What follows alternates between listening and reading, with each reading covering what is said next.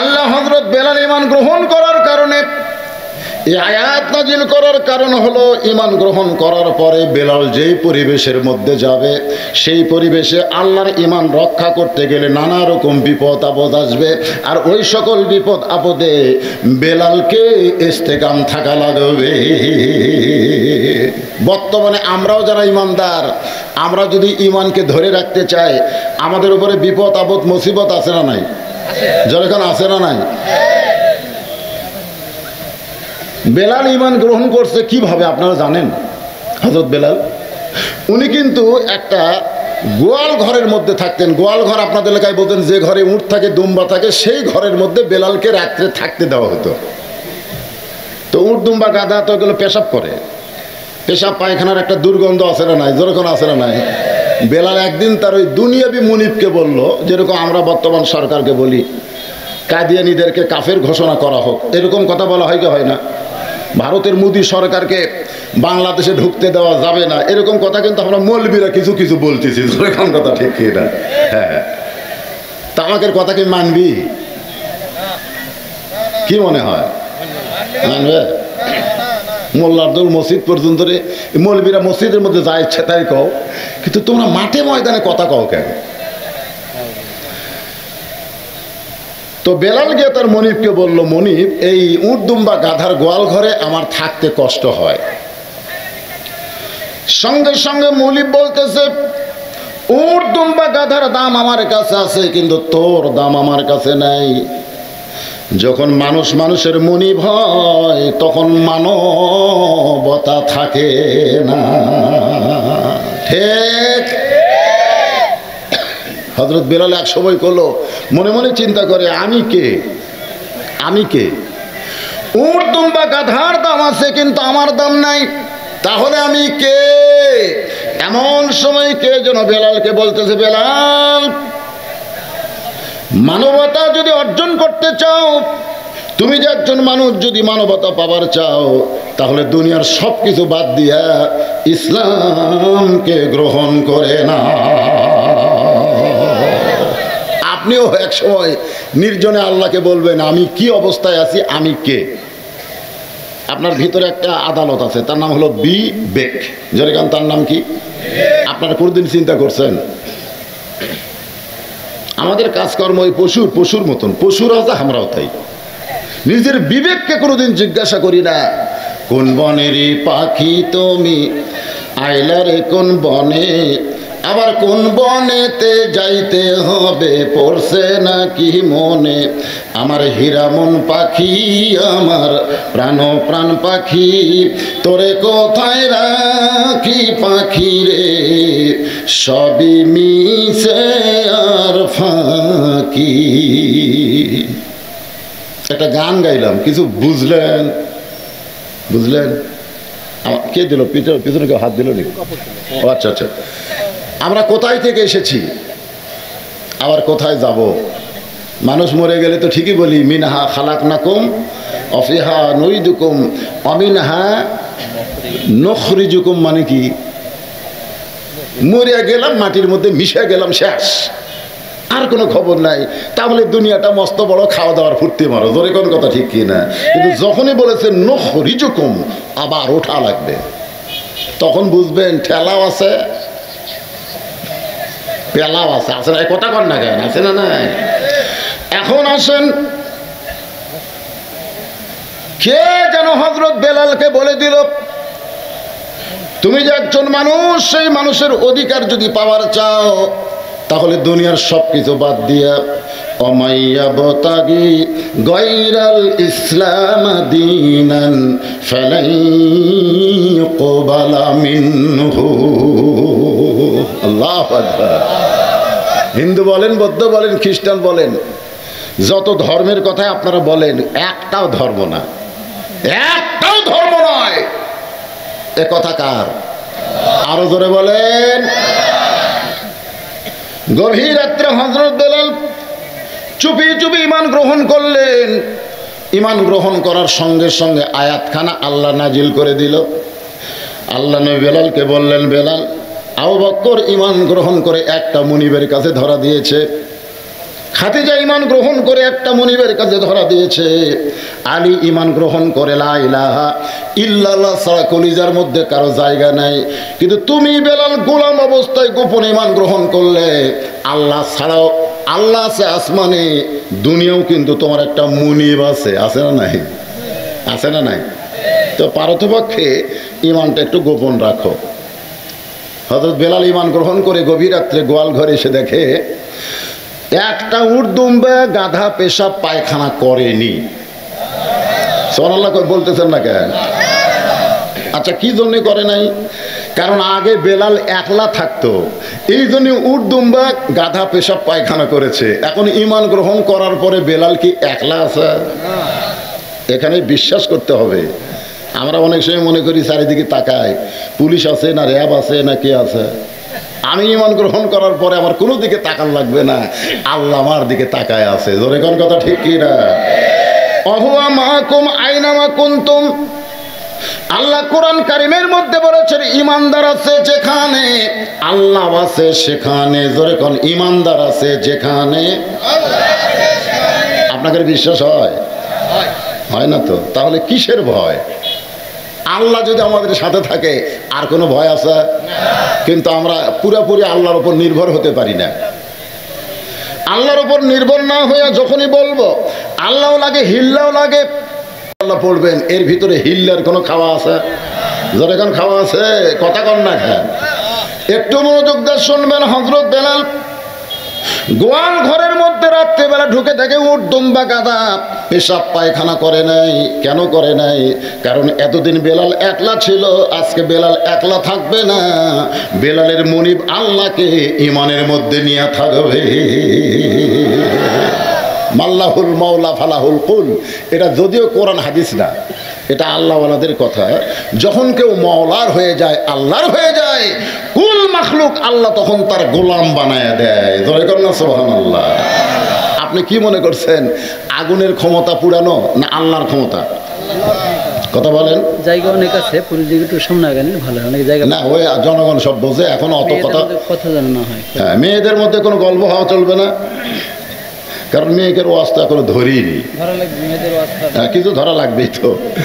তা আপনাকে মাঝে মাঝে যদি ফাঁকা থাকে ভাইজান, এই যে বাচ্চাগুলো উঠে যায়, এই জায়গাগুলো ফাঁকা বন্ধ করে দেন, বন্ধ করে দেন, জমে বসেন। আল্লাহর রাস্তায় দেখতেছেন অনেক লোক আসতেছে, বসার জায়গা হচ্ছে না, আপনার ফাঁকা না বসে একটু যার সামনে যতটুকু চাপা যায় একটু জিকির করেন আর চাপেন। লা ইলাহা ইল্লাল্লাহ, লা ইলাহা ইল্লাল্লাহ, লা ইলাহা ইল্লাল্লাহ, লা ইলাহা ইল্লাল্লাহ মুহাম্মাদুর রাসূলুল্লাহ সাল্লাল্লাহু আলাইহি ওয়াসাল্লাম। তাহলে কি বুঝলেন? মাল্লাহুল মাওলা ফালাহুল কুল। কেউ যখন মাওলার হয়ে যায়, আল্লাহর হয়ে যায়, আল্লাহ তখন সব কিছু তার অধীনে করে দেয়। জোরে করেন সুবহানাল্লাহ। আমাদের জাতির পিতা হযরত ইব্রাহিম নমরুদের আগুনের চুলা দেখার পরেও, দাউ দাউ করে আগুন জ্বলানোর পরেও একটা বার আগুন কিছু করতে পারে এই বিশ্বাস তার কলিজায় আসে নাই। তার ঈমান বলতেছে যা কিছু করবে কে? কথা কন না কেন? আমাদের বিশ্বাস কি আগুন পোড়ায়? আগুন পোড়ায়? এর অন্তর থেকে কন্ত কে পোড়ায়? আরো জোরে। আগুনের চুলার মধ্যে যখন পড়তেছে ঈমান নিয়ে, আগুন একটা মাখলুক, সেই মাখলুককে আল্লাহ বললেন কুলনা ইয়া নারু কুনি বারদাও ওয়া সালামান আলা ইব্রাহিম। আমার আগুনের জন্য ইব্রাহিমের জন্য শান্তিদায়ক হয়ে যায়। তার মানে প্রমাণ হয়ে গেল আগুন কখনোই পোড়াতে পারবে না যদি আল্লাহ পোড়ানোর হুকুম না দেয়। মনে করেন এখন একটা বিষাক্ত সাপ চুপ চুপ করে এসে মাঝখানে, আপনাকে মাঝখানে এরকম ফেনা তুলে ফুস এরকম করবে, আপনারা বলেন তো আল্লাহর ভয়ে কারা বসে থাকবেন আর সাপের ভয়ে কারা দৌড় দিবেন? এই সময় কিন্তু সাপ একটা মুনিপ হবে, আমার ভিতর মধ্যে সাপ কি হবে, একটা মুনিপ, সাপ কামড়াবে, এই চলো রে সাপ কামড়াবে। আপনারা বলেন তো সাপ কি কামড়াবার পারবে যদি আল্লাহ কামড়ানোর হুকুম না দেয়? পারবে? যখন পারবে। কিন্তু আমাদের ইমান কি বলে? মারো দৌড়। আল্লাহ বলতেছেন সুম্মাস্তাকাম, শুধু আল্লাহ বলে স্বীকার করলে হবে না, এর প্রতি অটল থাকতে হবে। এখন অটল যখনই থাকতে পারবেন তখন কি হয়ে গেল, গোয়াল ঘর সব পরিষ্কার করা লাগছে না, এমনি হয়ে আছে। আল্লাহ উর্দুম্বা কাতারে বলে দিছে বেলাল আজকে রাত্রে আমাকে নিয়ে ঘুম পাড়বে। সুবহানাল্লাহ কর না কেন? খবরদার পেশাব পায়খানা করবি না রাত্রেবেলায়, করা লাগলে দিনের বেলা করবি। গোটা গোয়াল ঘর পরিষ্কার। বেলাল দেখতেছে সকালের কামই হলো আমার গোয়াল ঘর পরিষ্কার করা। তো সেই কাম যদি আগেই হয়ে থাকে তাহলে আর কোনো কাম আছে? তখন কি নামাজ ছিল? তখন নামাজ ছিল না, তখন একটাই ইবাদত, তার নাম হলো জিকির। এই জন্য আল্লাহ কোরআনে বলেছেন ইয়া আইয়ুহাল্লাযীনা আমানু যকুরুল্লাহা যিকরান কাসীরান ওয়া সাব্বিহুহু বুকরাতাও ওয়া আসীলা। আল্লাহু আকবার। দেখেন এখানে আল্লাহ বলতেছেন ইয়া আইয়ুহাল্লাযীনা আমানু, যারা ওকে বিশ্বাস স্থাপন করেছো, উযকুরুল্লাহ যিকরান কাসীরা। কাসীরা মানে কি? বেশি বেশি জিকির করো, বেশি বেশি রোজা করো। কোনো জায়গাতে আছে? বেশি বেশি নামাজ পড়ো, বেশি বেশি যাকাত দাও, বেশি বেশি হজ করো। এইটা কোনো জায়গায় নাই, বরং নামাজের নির্ধারিত সংখ্যা আছে, রোজারও সংখ্যা আছে, যাকাতও নিয়ম মতো দেওয়া লাগবে, হজও নিয়ম মতো করা লাগবে। কিন্তু একটা ইবাদত জিকির যার কোনো নিয়ম নাই, এটা সব সময় করতে হবে। এই জিকির মানে কি? এই জিকির শব্দের অর্থ হলো আল্লাহকে সবসময় অন্তরের মধ্যে রাখতে হবে। যা কিছু হয় কে করবে? আল্লাহ করবে। এই বিশ্বাসের নাম হলো জিকির। হযরত বেলাল প্রথম যে জিকিরটা শুরু করলেন নফি ইসবাতের জিকির, লা ইলাহা ইল্লাল্লাহ, লা ইলাহা ইল্লাল্লাহ জিকির করতেছে গোয়াল ঘরের ভিতরে। সূর্য উদয় হয়ে গেছে, তখন কি নামাজ ছিল নাকি? নামাজ থাকলে আসসালাতু খায়রুম মিনান নাওম, ঘুম হইতে নামাজ অতি উত্তম। তো তখন নামাজ নাই, খালি জিকির। বেলাল জিকির করতে করতে সূর্য উদয় হয়ে গেছে। অন্যান্য গোলাম যারা ছিল তারা মনিবের কাছে গিয়ে বেলালের বিরুদ্ধে নালিশ করলো। গোলামের শত্রু গোলাম, ডাক্তারের শত্রু ডাক্তার, বক্তার শত্রু বক্তা। ঠিক কিনা বলেন? একটা স্বজাতীয় বিদ্বেষী আছে না নাই? যেরকম আছে না না? দেখবেন এক ডাক্তার কাছে আর থেকে আর এক ডাক্তারের কাছে যদি বলে যে ওই ডাক্তারের কাছে গিয়েছিলাম, উনি খালি মাথা নিচু করে থাকে। কি ওটা একটা ডাক্তার হলো? এক বক্তা বাদ আরেক বক্তার কাছে গেলে ওই আবার ওয়াজ জানে, এরকম একটা হিংসা আছে না নাই? ধর অন্যান্য গোলামেরা বেলালের মুনিবের কাছে গিয়ে বলতেছে, মুনিব, বেলাল আলসা হয়ে ঘুম পাড়তেছে, সূর্য পূর্ব দিকে উদয় হয়ে গেল, এখন পর্যন্ত বেলাল দরজা খোলে নাই। এমনি তো বেলালের মুনিব বেলালকে দেখতে পারে না, তারপরে আবার অভিযোগ। আপনারা বলেন তো, যা কেউ দেখবার পারে না তার বিরুদ্ধে যদি অভিযোগ হয় তাহলে কি হবে? বর্তমান এমনি তো আলেমদেরকে দেখবার পারে না, ধরে কোন কথা ঠিক কিনা? আমার এদের বিরুদ্ধে যদি অভিযোগ দেয়, তদন্ত ছাড়াই কিন্তু কাম হবে, ধরে কোন ঠিক কিনা? আপনি অন্যান্য কারো বিরুদ্ধে অভিযোগ দেন, তদন্ত করবে যে আসলে।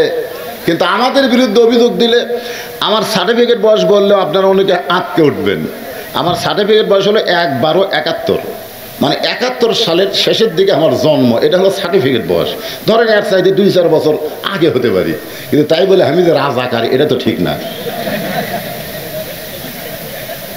আমি কি রাজাকার? কিন্তু আমার বিরুদ্ধে যদি কেউ অভিযোগ করে তাহলে আমার দাড়ি টাড়ি চেহারা দেখে বলবে হতেও পারে, বিনা তদন্তে আমাকে ধরে নিয়ে যাবে।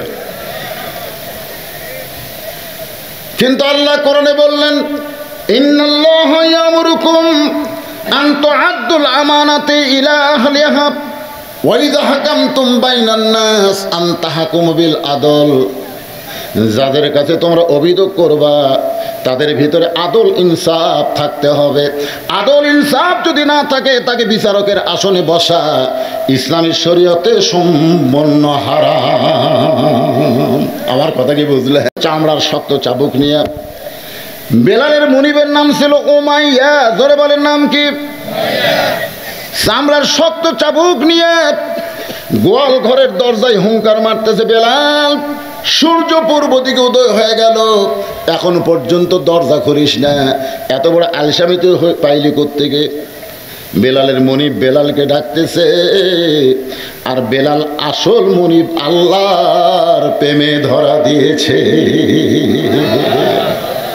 আসল মনিবকে আরো জোরে, আল্লাহর প্রেমে কেউ যদি একবার আটকা পড়ে, গোটা দুনিয়ার সমস্ত শক্তি সেখান থেকে তাকে সরাবার পারবে।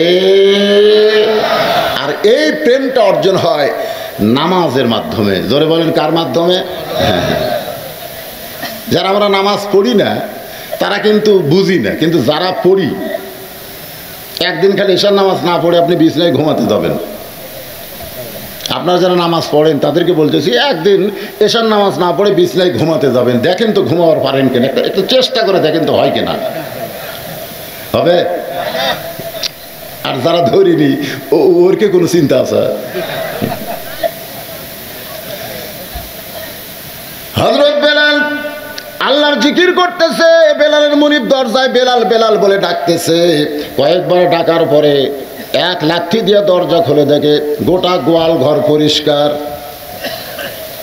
বেলালের মুনিব চিল্লায় বলে, রে গোলামের বাচ্চা, গোলামেরা, তোরা বলতেছি বেলাল আলসা হয়ে ঘুম পাড়তেছে, আর তোরা যখন ঘুম পেড়েছিস তখন বেলাল সব পরিষ্কার করেছে। আপনারা বলেন তো, বেলালের প্রশংসা কে করতেছে? আল্লাহ করতেছে না, ভেজাল মুনিব বেলালের প্রশংসা করতেছে। সুবহানাল্লাহ কবেন না? আচ্ছা, বেলাল সব পরিষ্কার করা মানে কি? আপনার গোটা দুনিয়া যদি পরিষ্কার থাকে আর ঈমান যদি অপরিষ্কার থাকে, এই গোটা দুনিয়ার পরিষ্কারের কোনো দাম নাই। আর গোটা বাংলাদেশ যদি অপরিষ্কার থাকে আর আপনার ঈমান যদি পরিষ্কার থাকে, এই ঈমানের কারণে পরিষ্কার জান্নাতে আল্লাহ আপনাকে জায়গা দিয়ে দিবে। আজকে আমাদের দেশ পরিষ্কার, ঘর পরিষ্কার, সব পরিষ্কার, কিন্তু ঈমানের মধ্যে নামাজ ভঙ্গের কারণ জানেন না, রোজা ভঙ্গের কারণ জানেন। আপনারা সব কিছু কি কাম করলে সেটা ভেঙে যাবে সেটারও সব কারণ জানেন, কিন্তু ঈমান ভাঙ্গার কারণ কি? ঈমান ভাঙ্গার এক নম্বর কারণ হলো আল্লাহর জায়গায় অন্য কাউকে জায়গা দেওয়া। এর নাম হলো শিরক করা। জোরে কোন কি করা? শিরক করা। তাহলে আল্লাহর ভয়, সরকারের ভয়, আল্লাহর ভয় পুলিশের ভয়, আল্লাহর ভয় চোরের ভয়, আল্লাহর ভয় ডাকাতের ভয়। তার মানে এক আল্লাহর ভয় বাদ দেও, অন্য কারো ভয় যদি আপনার কলিজায় থাকে তাহলে আপনি মোরশেক হয়ে যাবে। আল্লাহর ভয় ছাড়াও অন্য কারো ভয় নেও যদি সারা জীবন উপর হয়ে থাকে, রুকু করে সেজদা করে, আর একটা নামাজও কবুল হবে। কথা কর না কেন? কথা কর না কেন? কবুল হবে? আল্লাহ বলতেছেন, ইয়া আইয়ুহাল্লাযীনা আমানুত্তাকুল্লাহা হাক্কা তুকাতিহি ওয়া লা তামুতুন্না ইল্লা ওয়া আনতুম মুসলিমুন।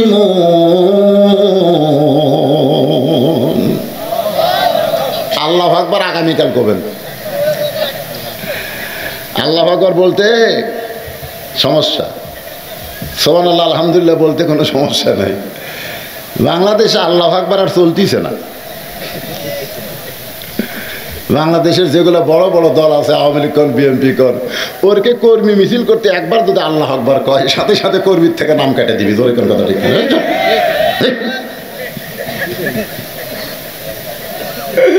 আপনারা কোরআনের মাহফিলে বসে আওয়ামী লীগ বিএনপি করতেছে, করে। আল্লাহু আকবার বললে কি হয় রে? কি হয়? আল্লাহু আকবার বললে আল্লাহ খুশি হয়, শয়তান বেজার হয়। আর যাদের কলিজার মধ্যে শয়তান বসে আছে তারা আল্লাহু আকবার বলবার পারে না। জোরে কোন কথা ঠিক কিনা?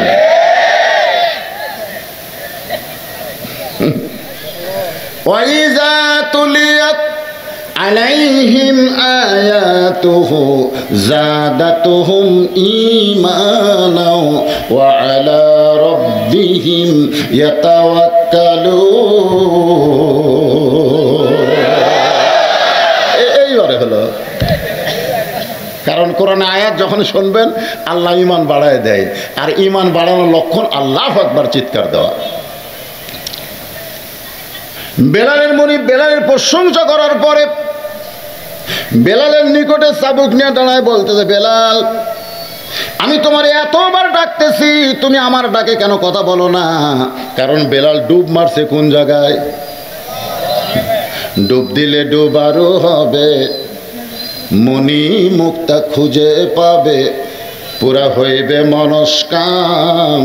এ বাম স্তনের 2 আঙ্গুল নিচে তোমার কলব সাগরের মুকাম। কোরআনের বহু জায়গায় আল্লাহ বলেছেন, মারাদাল্লাহু আলা কুলুবিহিম ওয়া আলা সামিহিম ওয়া আলা আবসারিহিম গিশাওয়া।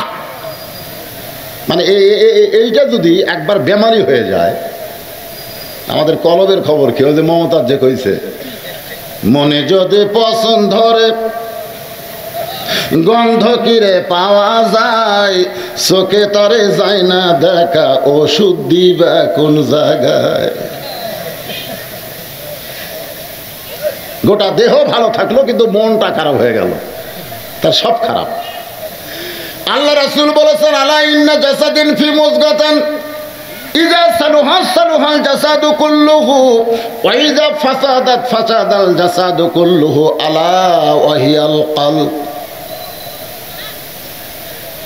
আল্লাহর বান্দার একটু মনোযোগ দেবেন। এমন ডুব মারা মারছে, মনি মুক্তা পাচ্ছে। মনি মুক্তা আপনি যখন সাগরে যাবেন, ভাসলে তো কিছুই পাবেন না, যখন ডুব দিবেন যত দামি জিনিস সব সাগরের তলদেশে আল্লাহ রাখছে। সুবহানাল্লাহ। বেলালের মুনিব রাগ করে চামড়ার চাবুক দিয়ে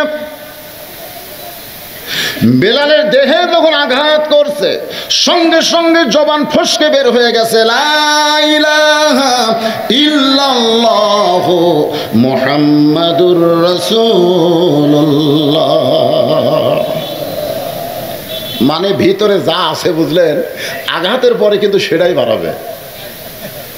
আমরা উষ্টা খেলবে, ও মারে কেউ, ও মারে বাবারে, ও মারে বাবারে। মানে মা বাবাকে আমরা বিশ্বাস করছি যতটুকু, আল্লাহকে ততটুকু করতে পারি নাই।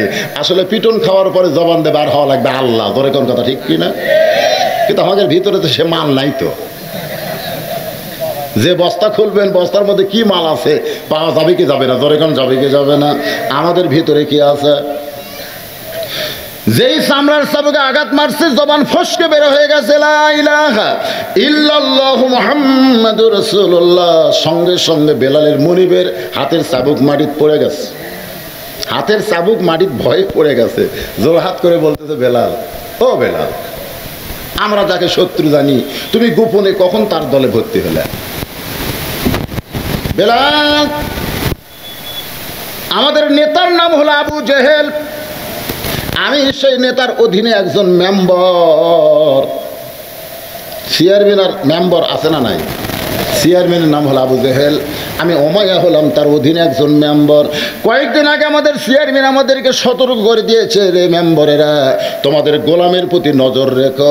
আমরা যেইভাবে গোলামকে নির্যাতন করতেছি, একটা বার গোলাম যদি মুহাম্মাদের দলে ভর্তি হয়, ওই গোলামকে আর আমাদের গোলাম রাখা যাবে না, ওই গোলাম আল্লাহর গোলাম হয়ে যাবে। কয়েকদিন আগেই আমাদের চেয়ারম্যান আমাকে সতর্ক করছে, কারণ আমরা যে হারে গোলামের উপর নির্যাতন করতেছি, বর্তমানে বাতিল শক্তি মুসলমানকে যেভাবে নির্যাতন করতেছে, মুসলমান একবার যদি কোরআনের দলে ভর্তি হয়, ওকে আর কোনোদিন বাতিলের দিকে ফিরানো যাবে না। জোরে কোন কথা ঠিক কি না? এই জন্য তো এগুলো বন্ধ করা একটা পায়তারা চলতেছে। কে ভারতের মোদি আসবে বাংলাদেশে, আর সাতক্ষীরার মাহফিল 15 তারিখ থেকে বন্ধ হয়ে গেছে। মনে হয় কে যে আসতেছে।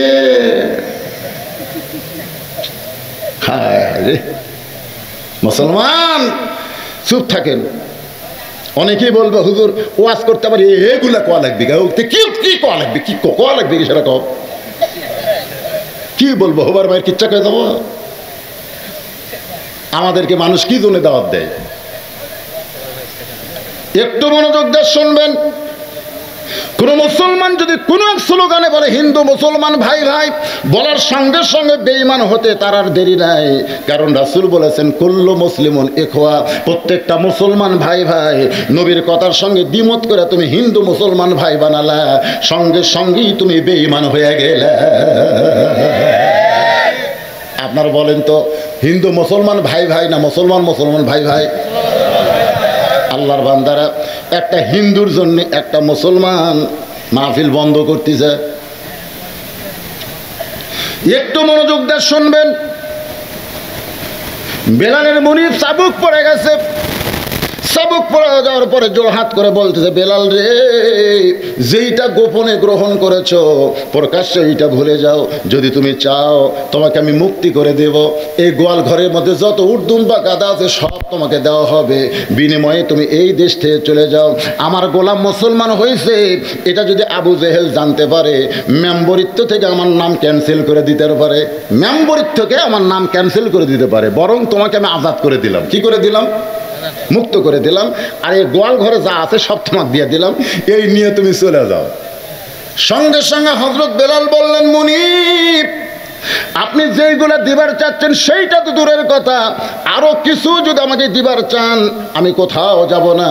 আমি যার হাতে হাত দিয়ে কলমা পড়েছি সেই নবীর কাছে যেতে চাই। মনে বড় আশা ছিল আমি যাব মদিনায়।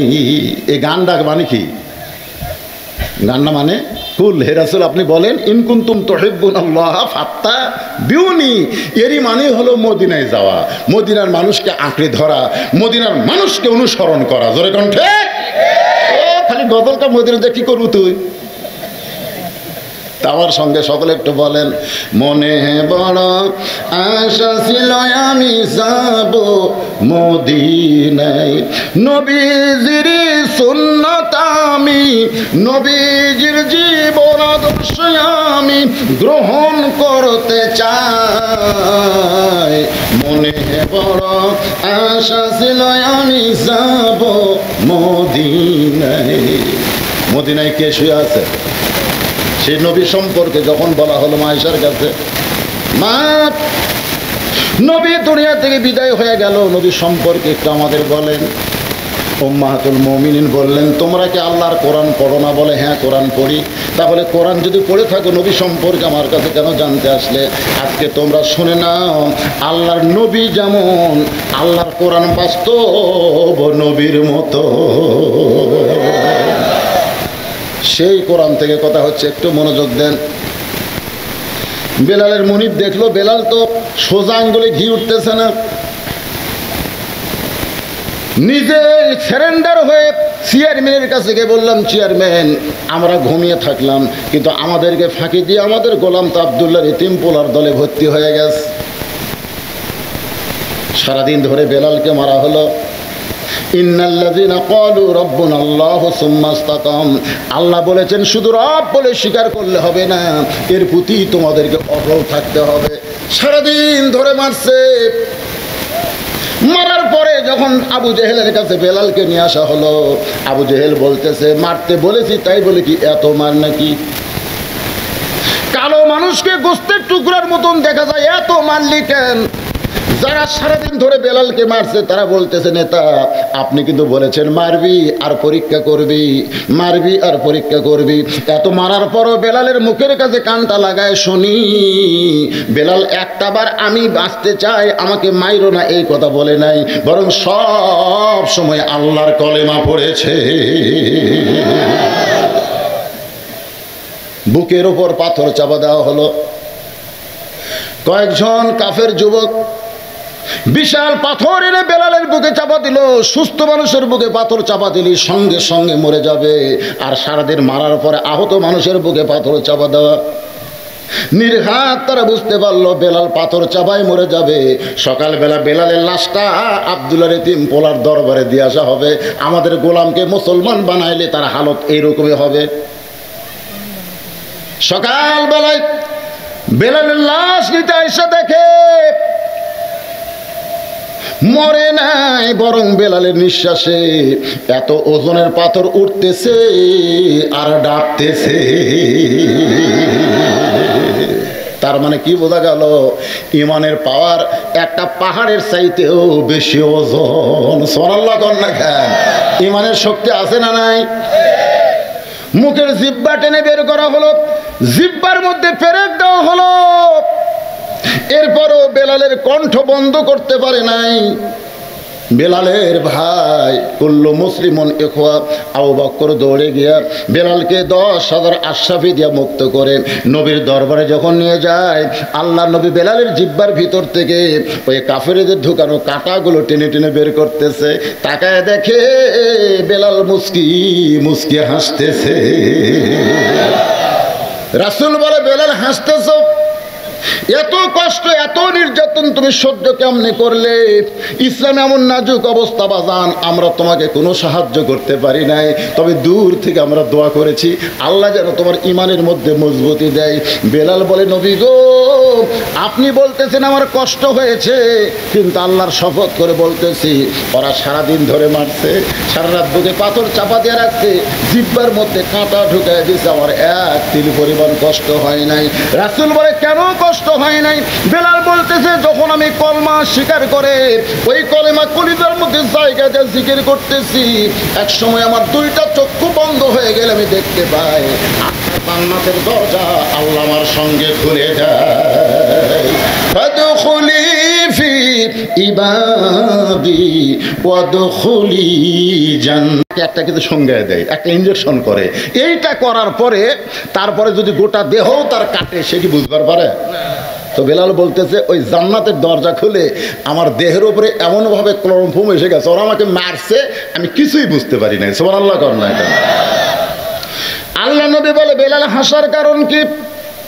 বেলাল বলতেছে, হাসার কারণ হলো আপনার পবিত্র হাত দিয়ে আমার জিহ্বার কাঁটাগুলো টেনে বের করতেছেন। রাসূল বলে, বেলাল মনে হয় তুমি কিছু বলতে চাও? বেলাল বলে, হুজুর আমি শুধু বলতে চাই, যেই কলেমা আস্তে জিকির করার কারণে, গোপনে জিকির করার কারণে এত মার আমার উপর হইল, সেই কলেমা আল্লাহু আকবার, আল্লাহর কলেমা একটু জোরে জোরে আমি প্রচার করতে চাই।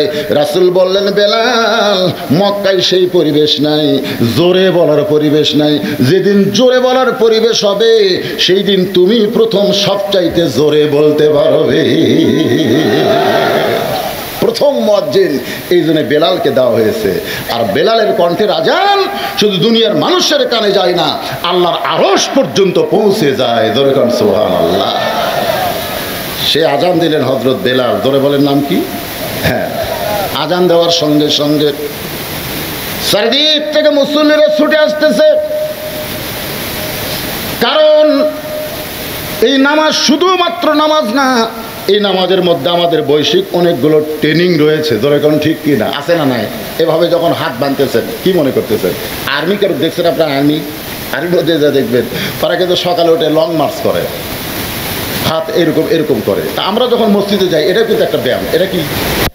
এটা একটা ব্যায়াম না? তারপরে এইভাবে এসে তখন এইভাবে হাত বাঁধলাম, এটাও কিন্তু একটা ব্যায়াম হলো। এরপরে রুকুত গেলাম, কি মনে করতেছেন? মাজার শব্দ, রুকুর সাইজ নেই, এই কুমড়া হয়ে দিলে হবে না, কিন্তু আবার একটা সাইজ আছে। রুকু করে আবার যখন স্ট্যান্ডিং হলেন, আবার একবারে সেজদাত গেলেন, আপনি 4 রাকাত ফজরের নামাজ পড়লেন। আপনার এই যে রাতের সমস্ত ঘুম দিয়ে ক্লান্তি হয়েছিল, এই ক্লান্তিটা 4 রাকাত নামাজের মাধ্যমে আল্লাহ দূর করে দিল। ধরে করে খালি নামাজ। এদের যারা জুয়ান বয়সে নামাজ পড়েনি, এই শালারাই কিন্তু বুড়া বয়সে সিয়াল্লা যায়। ধরে কোন কথা ঠিক না? কারণ সব কিছু বল বিয়ারিং জাম মারছে। তো একটা মেশিন যদি বেশি দিন না চলে, এই মেশিন হঠাৎ একদিন চল আমার কাছে যায়, দেখেন যে বল বিয়ারিং সব জাম মেরে গেছে। তো জাম মারলে এখন কি করবে?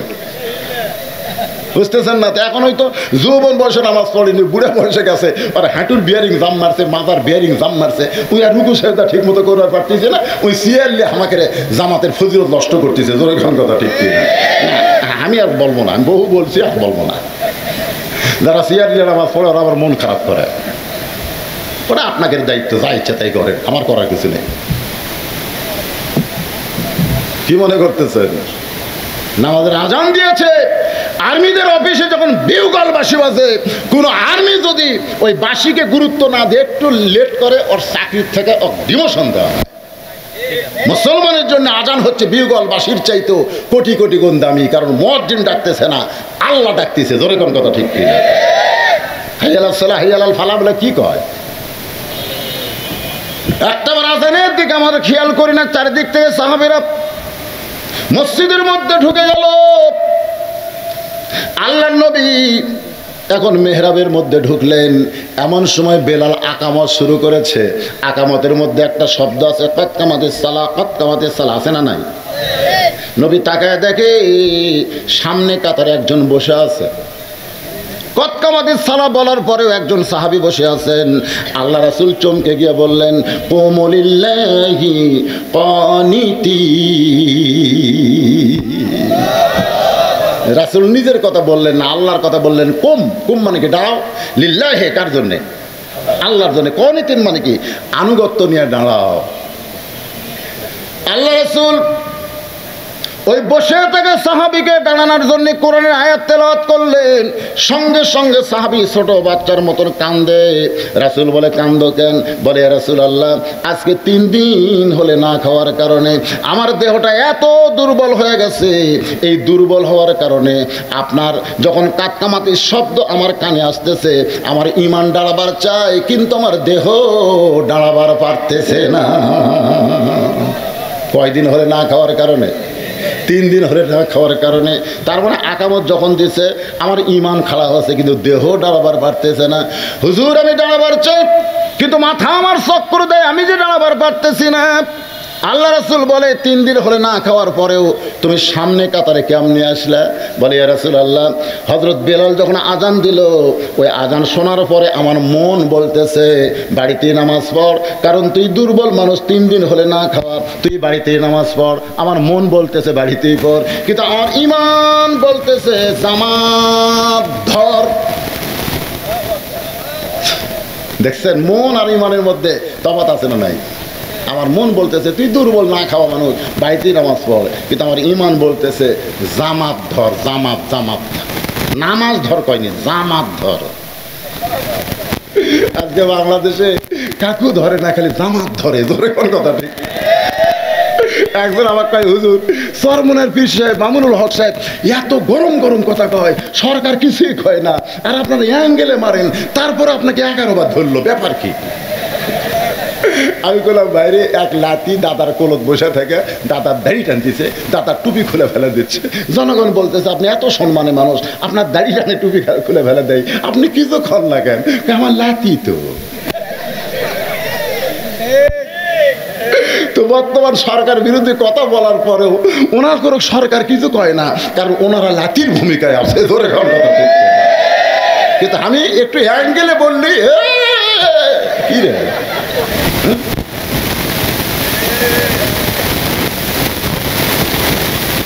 কি ধর।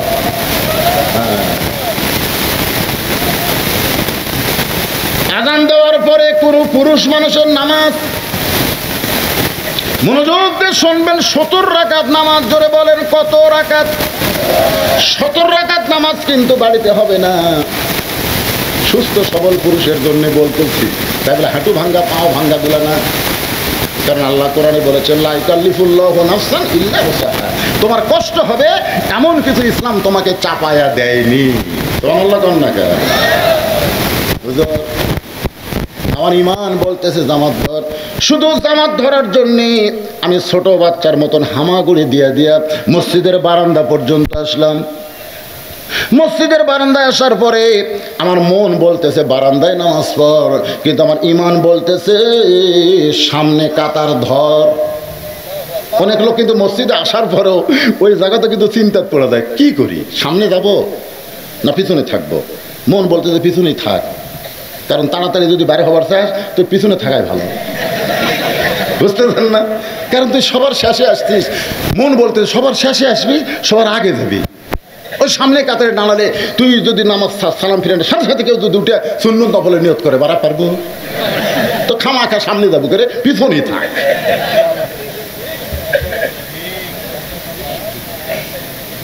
কি এরকম মন আছে না নাই? আমার মন বলতেছে তুই দুর্বল, তুই হামাগুড়ি দিয়ে মসজিদের বারান্দায়, তুই বারান্দায় নামাজ পড়, কিন্তু আমার ইমান বলতেছে সামনে কাতারে পর্যন্ত করতো।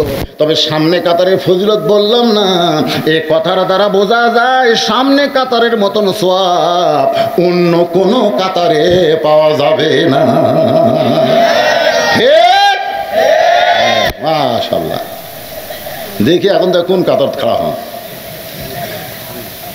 এখন ওই লোকটা বলে রাসূলুল্লাহ হামাগুড়ি দিয়ে দিয়ে সামনে কাতারে, কিন্তু সামনে কাতার আসার পরে বেলাল যখন আকামত দেয় আমি তখন থেকে ওঠার চেষ্টা করি।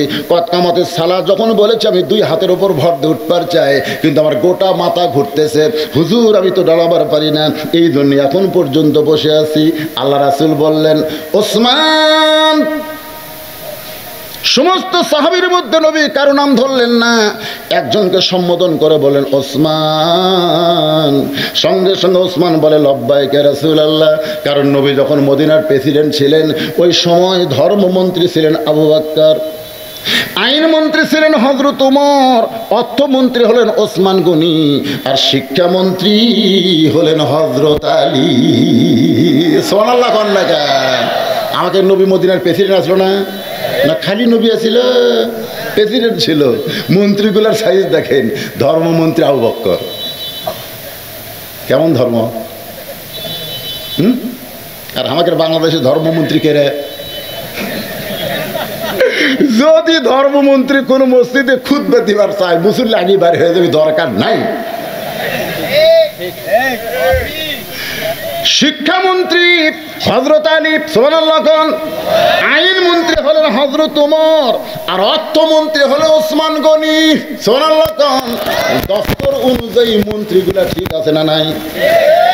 আবু বকর কেমন ধর্মমন্ত্রী? রাসূল কয় শোনো, আমার আল্লাহ ফেরেশতা জিবরাইলের মাধ্যমে আমি নবীকে সালাম দেয়, আবার আমার ধর্মমন্ত্রী আবু বকরকেও আল্লাহ সালাম দেয়। জোরে খান সুবহানাল্লাহ।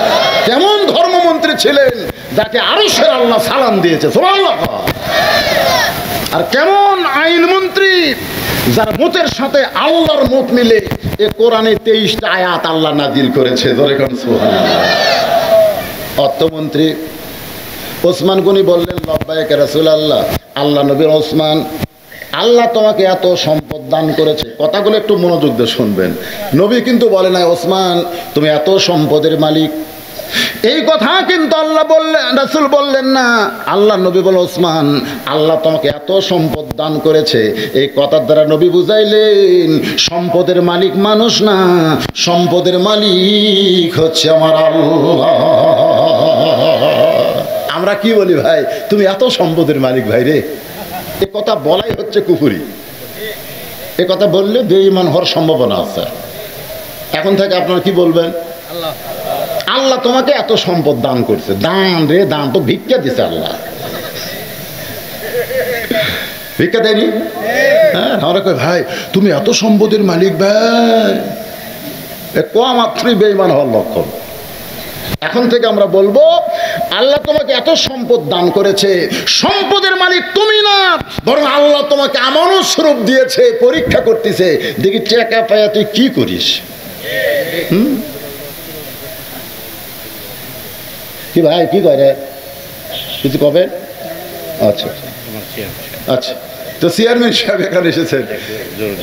হ্যাঁ, চেয়ারম্যান সাহেবের কোনো বক্তব্য আছে ভাই, কিছু দিবেন? আরে এখনকার কতগুলো চেয়ারম্যান মঞ্চে আসে কয় কিছু কবার চাই, আমরা তখন বুঝি তুই কোন দলের লোক, বুঝি না। হ্যাঁ, আল্লাহ এই ভদ্র মানুষগুলোকে আবার ক্ষমতায় ফিরিয়ে দাও। ধরে এখন আমি না,